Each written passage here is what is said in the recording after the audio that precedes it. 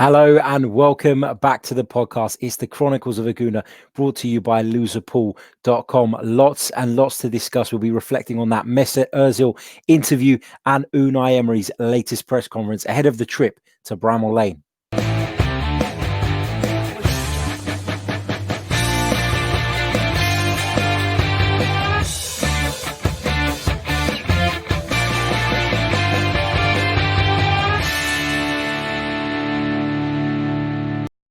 Hello, good evening and welcome back to the Chronicles of a Gooner, the Arsenal podcast, brought to you by the last man standing with loserpool.com. As ever, I'm your host, Harry Symeou, and on this edition, we're going to be talking about Mesut Ozil's interview with David Ornstein. Ozil has responded to the criticism he's been getting of late. He opens a can of worms in many aspects, starts talking about all the different subjects that have been on people's lips over the last few months.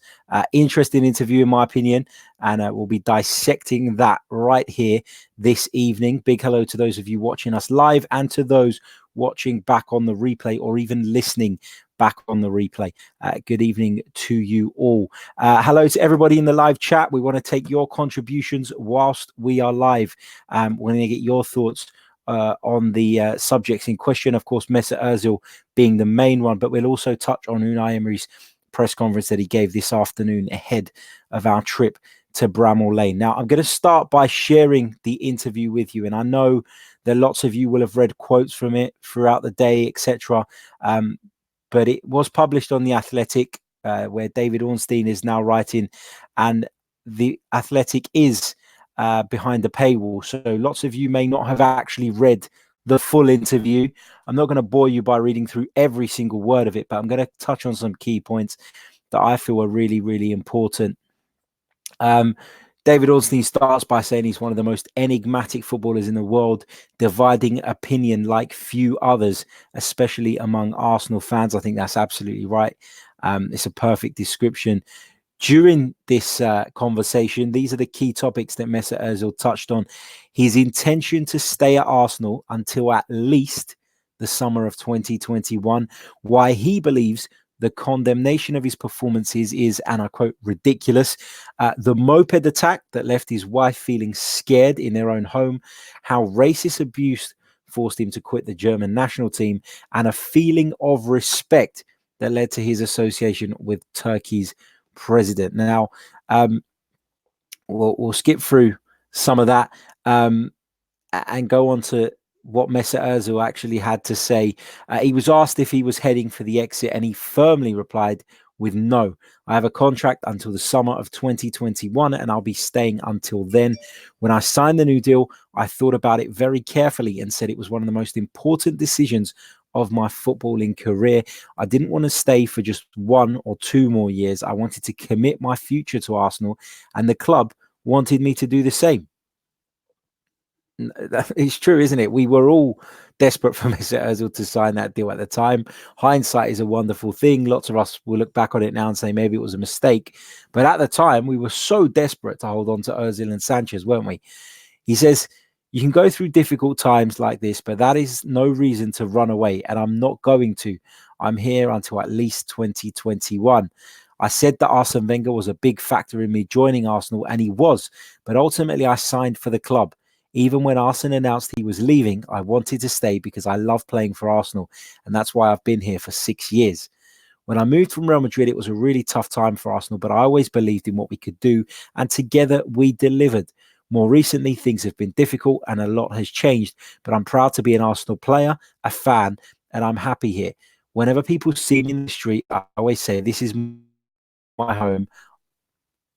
So, Mesut Ozil speaking of the fact that he's happy at Arsenal. Mesut Ozil isn't going anywhere. Now, whether people like it or not, you know, that is where he's at. And Ozil, you know, can sit around and do nothing if he wants to, because Arsenal have given him this contract. I'm not saying that's right, but similar to when we talk about Nicolas Pepe, for example, you know, we talk about Nicolas Pepe a lot, and we talk about the fact that he hasn't really performed that well so far. And some people will throw the transfer fee at him. Well, for me, that's not fair, because the transfer fee or the salary or the contract, whatever we're talking about, is a reflection of what the club were willing to pay for that individual. In this case, the club were willing to give Mesut Ozil 350 grand a week to commit his future to Arsenal, and that's exactly what he'd done. Now, is it a mistake in hindsight? Possibly. I'm one of the first people to admit that Mesut hasn't always performed to the best of his abilities. I don't think many people can deny that. But what I will say is this: he's not the only one. He's not the only player in that squad who fails to deliver on a consistent basis. There are other players in that team: Socrates, Granit Xhaka in many people's eyes. Ainsley Maitland-Niles was a real problem at right back whilst Callum Chambers was sitting on the bench. There are so many inconsistent performers in this Arsenal squad. So to point the finger solely at Ozil for me is wrong. It was brought to my attention today in regards to some, is it GPS stats about how hard he's working in terms of the distances covered and the heart rates and things like that in training. And yeah, fine, maybe Mesut Ozil isn't the greatest trainer in the world, but a player's ability to contribute to a game shouldn't be judged solely on how much running they do in training. That's what drives me mad here. You can still contribute to a football team without being necessarily the hardest worker, because your talent, and putting your talents to use can be just as important. And if you've got a team of 8 hard workers, you could probably carry, 2 or 3. I wouldn't say luxury players. Of course, they have to do their work, but you don't need everybody to be at that same level, in my opinion. That's my view. Unai Emery obviously has a different view on that. Unai Emery feels that Mesut Ozil needs to be training at the absolute maximum. And I just find it a little bit ironic that on the day this interview has come out with David Ornstein, Unai Emery sat in his press conference and said he's been happier with Mesut Ozil over the last couple of weeks. Just seems a little bit convenient for me, but we'll touch on that press conference shortly. Again, as I said, I'm not going to read through the whole interview because I'm sure many of you have seen it. But people talk about Mesut Ozil keeping quiet, not showing any fight. He's come out and spoken out. He says, we might not see eye to eye on everything, talking about Unai Emery here. It's life, and it's the same with my family and friends. You have to accept it and go forward. He was then asked, what if Emery, also contracted until 2021, never selects Ozil again? And he says, I don't think that will happen. I will play. I believe in myself to do what he asks of me, and I want to help the club reach our goals. He describes the notion that he may have downed tools after putting pen to paper on such a lucrative deal as ridiculous and total rubbish. He says, if that was true, why did I work so hard and positively during pre-season this year? And why, after the World Cup last year, did I return from my holiday early for the first time in my career to start training 3 days before I was expected back? I did it for the new coach, the team, and the club. Maybe people don't like that I have a good contract. I don't know, and I don't care. Absolutely. Mesut Ozil is, of course, going to defend himself, and so he should. And I find it interesting that the same people who were talking a few weeks ago about him not saying anything and keeping quiet are now saying that this was a PR stunt, and that, they were suggesting that he shows no fight, no bottle, and that he doesn't care. Well, now he does care, and he's spoken about it. You're saying that it's nothing more than a PR stunt. So, I think people are being a little bit OTT on Mesut Ozil. He had this to say as well. He said, if we don't do well in a big game, it's always my fault. If that's true, how do you explain our results in the big games when I wasn't involved? There's no real difference. I know people expect me to offer more, dictate play, and make the difference. I do too, but it's not that straightforward.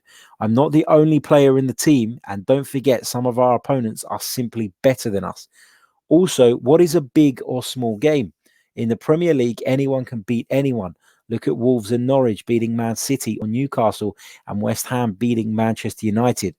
So you can't say my good performances only came in small games, because these games don't really exist. The intensity is there in every match, and often the small teams raise their standard against the big teams. He then goes on to talk about the troubles he's had with illness,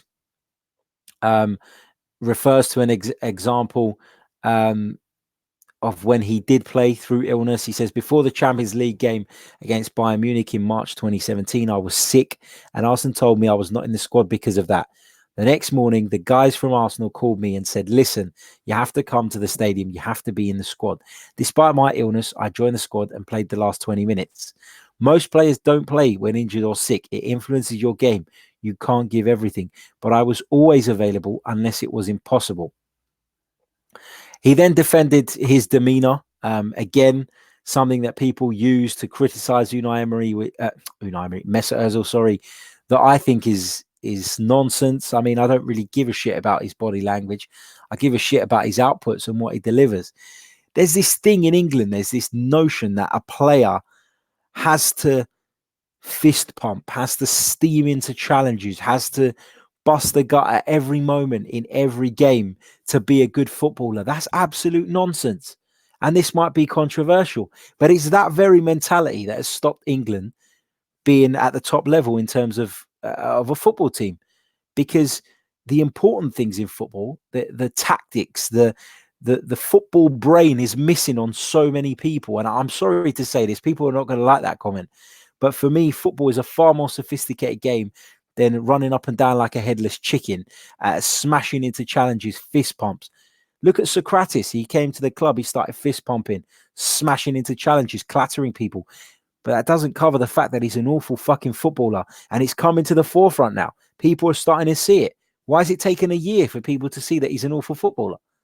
Because they're blinded by these stupid things that I've just mentioned. Football is not about running like a headless chicken. Football is not about who covers the most ground. Football is about working smarter, not harder, getting the maximum out of your team. You've got a classy luxury type player in Mesut Ozil who can produce output, who can produce assists, who can contribute positively to the team if the environment around him is right. Now, that is the same at any club with most of these sort of silky, skillful players. You look at, the likes of Barcelona. Do you think when Lionel Messi goes out on the pitch, they're looking at his work rate? Do you think they're looking at that? No, they're looking at what he contributes on the ball. And I'm not for a minute suggesting that Ozil is at that level. I've said many, many times that if we had a Kevin De Bruyne, if we had a David Silva, I'd drive Ozil out of there myself. But the point is we don't. We don't have that caliber of player. Mesut Ozil is Arsenal's most talented footballer. Therefore, it is an absolute fucking waste to pay this guy 350 grand a week and freeze him out because he doesn't run as much as someone else in training. Now, we went to Old Trafford recently and Ozil was left out of the squad. If you want to go to Old Trafford and be a little bit more conservative and play with that midfield trio that he did, I'm okay with that. I'm not totally against that because I used to sit here and say I wish Arsenal would go to these grounds and be a little bit more conservative and make sure we were a little bit more defensively sound. But to say that this guy is not even good enough to be in the 18, for me, it drives me mad. And again, I come back to the point. It's hard to accept that when players like Socrates, like Xhaka, like Ainsley Maitland-Niles, I know he's not a right back, but he hasn't performed of late, that Nicola Pepe are constantly being selected despite poor performances. I don't give a shit how much ground Granit Xhaka covers in the training session. If he's costing us points on a Saturday or Sunday, that is a problem. Why is that situation different to that of Mesut Ozil? Are we saying that Unai Emery picks his team solely on training performances? I'm sure if you go back in history, Arsene Wenger, Alex Ferguson, Pep Guardiola will have had players in their ranks that don't train as hard, but they know that they have that X factor. They know what they bring to the table. And as a result, they pick them. So, this situation winds me up and it drives me mad. And I'm sorry I've gone on a little bit of a rant there and I've drifted off a little bit. But the point here is that if you have, a top class talented player at your football club, you need to find a way of getting the best out of him. Now, in certain games, I get that he may not tactically fit into the plan. But to completely freeze him out, for me, it is nonsensical. It doesn't make sense. And again, I'll come back to that same point. Why are those standards not being applied to everyone? Let's see what else. Speaking about the demeanor, he says it's my personality. People want to change me, but since the day I started playing football, I was always like this. If a game is not going well or I play a bad ball, of course I get frustrated because I know it can be better. It's the same when I come off the pitch looking angry. I'm a perfectionist and sometimes I want too much perfection. It doesn't take me long to get over. I'm not going around the pitch or sat on the bench pissed off for the next 5 minutes. It's just in that moment and then we continue. I realize afterwards it's not good to show this, but it's instinctive. So I don't plan on it and it's not easy to change. This is me. I'm the same person at Arsenal as I was at Schalke, Werder Bremen, Real Madrid, and the German national team. People may well want me to change, but I've been successful everywhere and I never will. Now, another issue that has put Mesut Ozil in the firing line has been his decision to pose for photos with Turkish President Recep Erdogan in the build-up to the 2018 World Cup in Russia. That caused huge controversy, of course. Now, Ozil was born in Germany. His parents, of course, emigrated there from Turkey. He played 92 times for Germany, won the World Cup, was voted their Player of the Year 5 times between 2011 and 2017.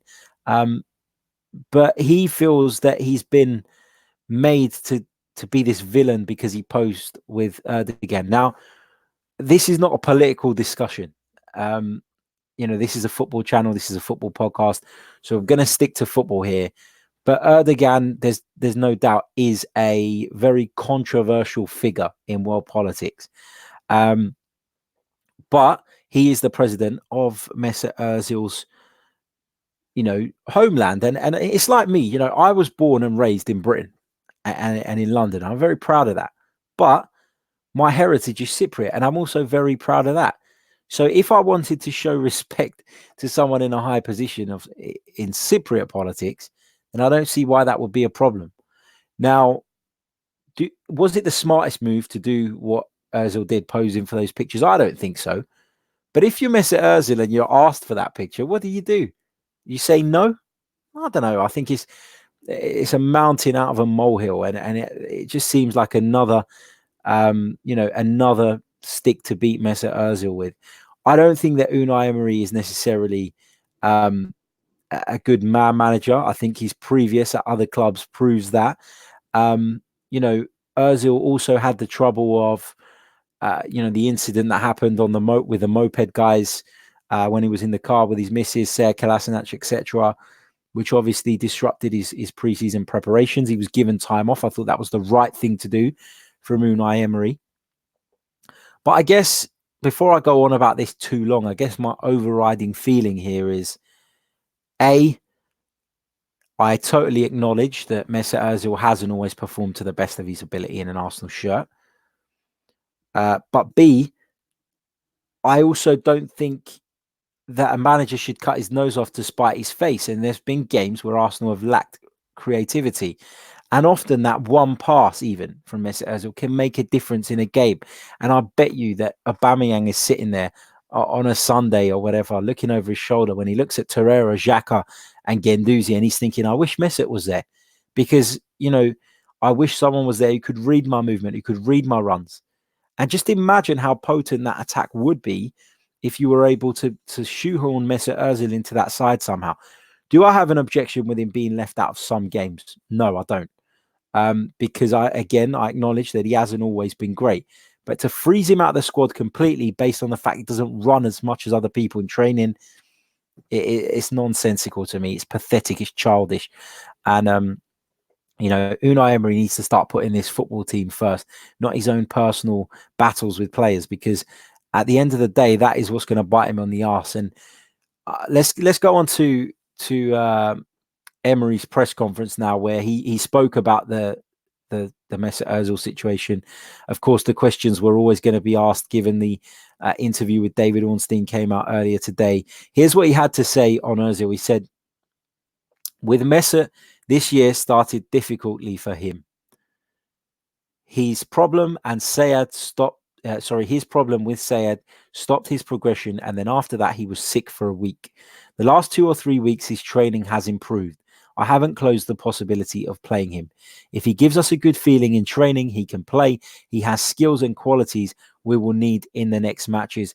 He then went on to say, before, there were other players ahead of him in training. Now I feel really good about him.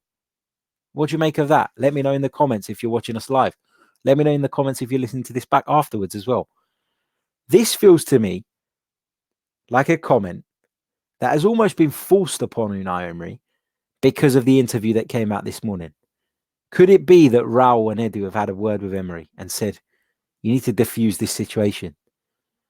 You know, this whole cloud hanging over Arsenal at the moment, our most expensive, highest paid, most talented player arguably, is being frozen out of the team. It's just not helpful. And when you look at the alternatives, Dani Ceballos doesn't even start every week. You know, if Dani Ceballos was playing in that role and you're saying to me, actually, Unai Emery prefers Dani Ceballos to Mesut Ozil, I can accept that. Joe Willock, is he better than Mesut Ozil? I think there's potential for Joe Willock to become a very good player, but I'd argue he's a different type of player. I'd argue that he's still a little bit raw. I'd argue the same about the likes of Reece Nelson, Bukayo Saka, etc. It just feels to me like there is no footballing justification for this whole situation. It's obviously something more, something to do with attitude, maybe something to do with effort. Raul said that Mesut needs to put more effort in, but Unai Emery's just told us that he does put effort in. Who do you believe? Just seems like a whole load of shit to me, and I just feel like, as the Arsenal head coach, your sole focus should be to get the maximum out of this team. And I can't accept that leaving your most talented player out of the 18, let alone the 11, because he doesn't run as much as everybody else, it is the right thing to do. I just can't get my head around that. Again, let me know what you think in the comments section below.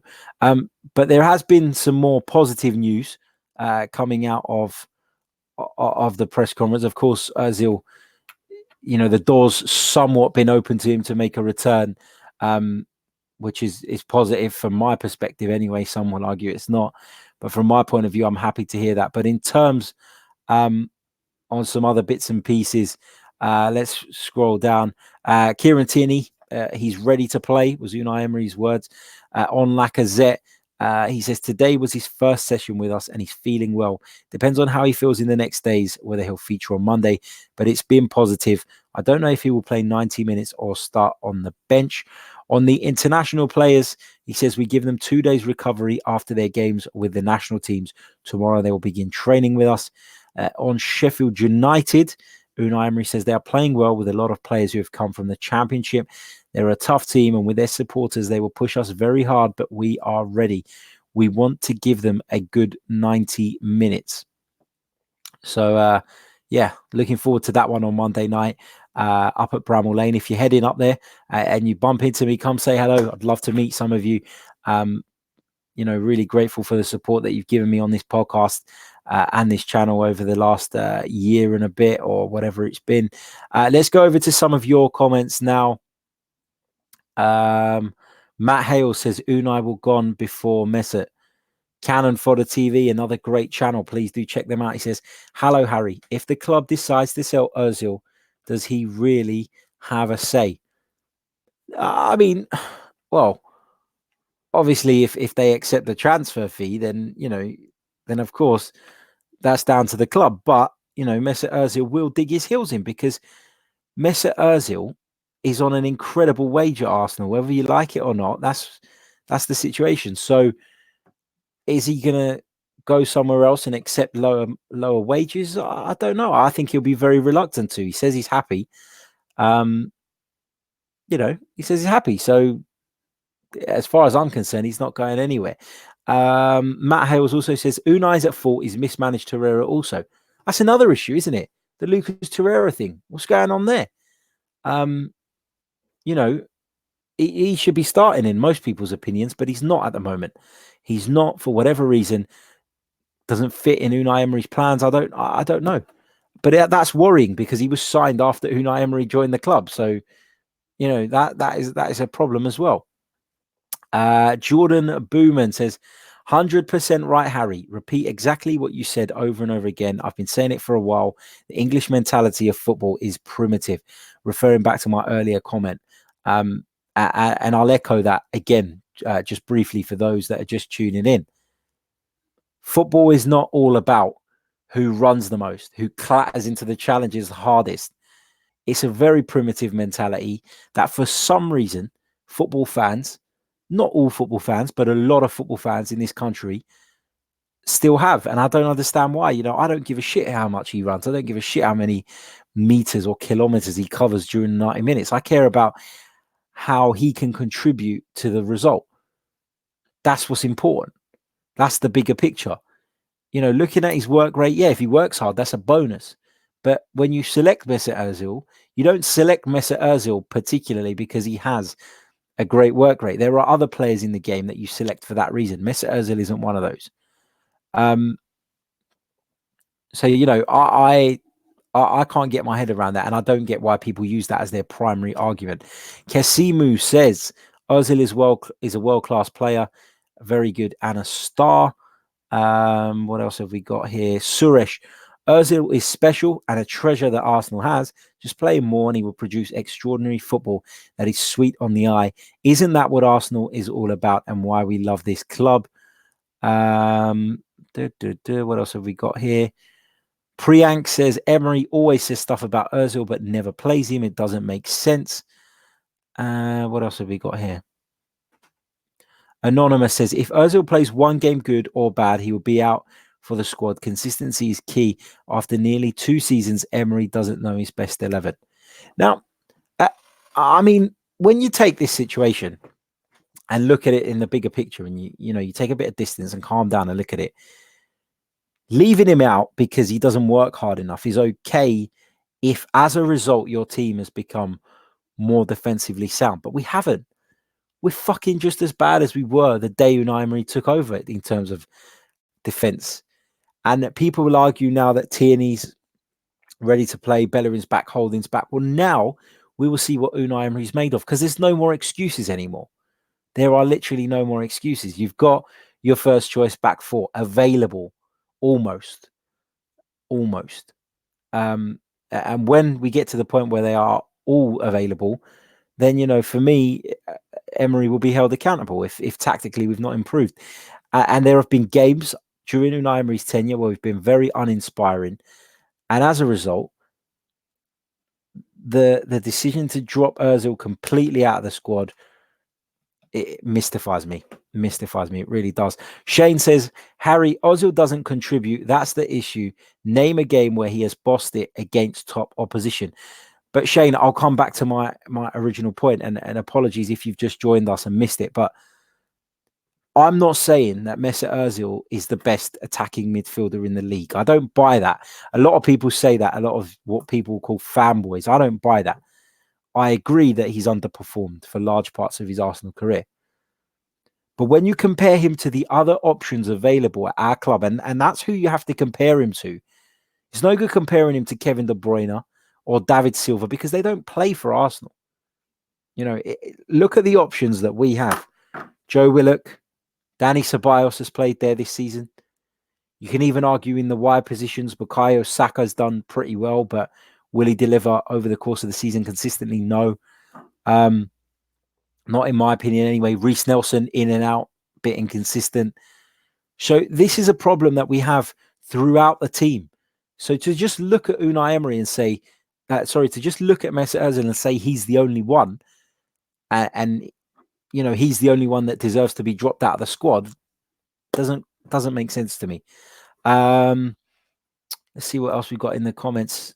That's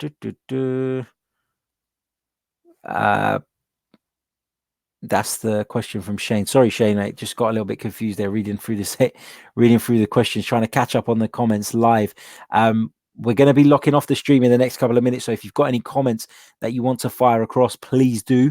And I'll try and get through as many of those as possible. So just to summarize again,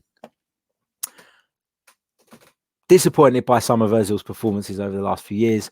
Disappointed with his overall contribution. But in my personal opinion, and it is just that, it's a personal opinion, I don't think he should be isolated from the squad based on this GPS data that says he doesn't run as much as others in training. There have been lots and lots of great footballers down the years who don't run as much as some of their teammates. Now, if that's Unai Emery's philosophy, that's fine. I can't do anything about it. We'll just have to live with it. You know, if that's how he wants to judge players based on their performances in training, fine. But it certainly isn't on their performances on Saturdays and Sundays, because there are countless players who keep getting a game despite being poor time and time again. So I'm gonna leave it there. You know, people keep talking about Ozil's attitude. Raul says he hasn't got an attitude problem. Emery says he hasn't got an attitude problem. Ozil has spoken out on the various issues whilst remaining classy. It would have been very easy to have a dig at the manager and turn some of that public opinion in his favour. He hasn't done that. He's been classy. He's insisted there's no problem with Emery, but he's insisted that he's always worked at the same level. And, you know, who are we to say who's telling the truth and who's not? If it's based on a few statistics on a GPS machine, then read of that what you will. Is that the way football's heading? Is that the way a manager should select his team? I'd argue no. But let's go back to your comments. A few more comments before we lock off. Jovan Robert says, why are people not looking at the potential fact that Ozil has a bad attitude and therefore has been punished accordingly? I've heard he doesn't get in the team because he chooses not to be a sub. But that's the thing, Jovan. It's all hearsay. You know, you've heard that. Someone else has heard something else. It's all hearsay. Unai Emery has never publicly said that Mesut Ozil refuses to be a sub. Raul Senlei has never publicly said that Mesut Ozil refuses to be a sub. It's all hearsay. It's all speculation. We can only judge this situation based on what we see, and that is performances on a Sunday or a Saturday. And based on that, for me, he's got to be in the team. It's no good saying he doesn't do this in training, he doesn't do that in training. Yeah, we've heard rumors and we've seen this, we've heard about this data that says he doesn't run as much as everybody else. But what does that mean? What does it mean?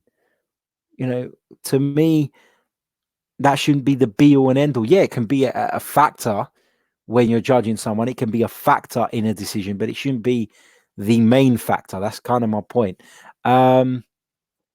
What else have we got here? Nick says the system wasn't set up for Ozil last season. Not to say he hasn't still underperformed. I agree with that. And again, echoing the comment, nobody is saying that he's performed at the level he should. We all acknowledge that he hasn't. But so have others. So why are we not talking about others on a day in, day out basis? Because it always feels like Ozil gets it. Raymond says, Ozil joined Arsenal at the time he was a world-class player. Early on in his Arsenal career, he looked like one. Now he's not anymore. That's what happens to most footballers. Arsenal fans need to accept. Tommy says, Torreira at number 10 instead of Ozil makes no sense at all. And Teresa says, Ozil played his best football with Sanchez. I agree with that. He certainly did play his best football alongside Alexis Sanchez. And it goes to show that the two of them got the best out of each other because they were both on the same wavelength. Two top quality footballers linking up, contributing, making things happen time and time again. You take one of them out, the other one's going to suffer. And again, you know, I can see people coming through in the comments. I am not for a second excusing some of Ozil's poor performances. I'm just saying that if you asked me whether I'd have Joe Willock playing at number 10 for the rest of the season or Mesut Ozil at this moment in time, I still pick Mesut Ozil. And for that reason, I cannot understand why he's been completely isolated from the Arsenal squad. George says, Emery wants Ozil to run all over the pitch like a headless chicken. Nonsense. Who is going to feed the strikers to score goals? Agree. Agreed. Right, that brings us to the end of the stream. We were meant to go for half an hour. I've gone a little bit over. Massive thanks to everybody who's tuned in live, who's watching us now in the live comments, whether it's on YouTube, Twitter, Facebook, or anywhere else. Big hello to those listening to the audio later on. And we'll be back tomorrow with a look ahead to our game at Sheffield United on Monday night. Like I said, I'll be at Bramall Lane. So if any of you are down there, make sure you do come and say hello. Be lovely to talk to some of you guys face to face. So until then, take care. Don't forget this show is sponsored by Loserpool, and we'll be back very, very soon. Cheers.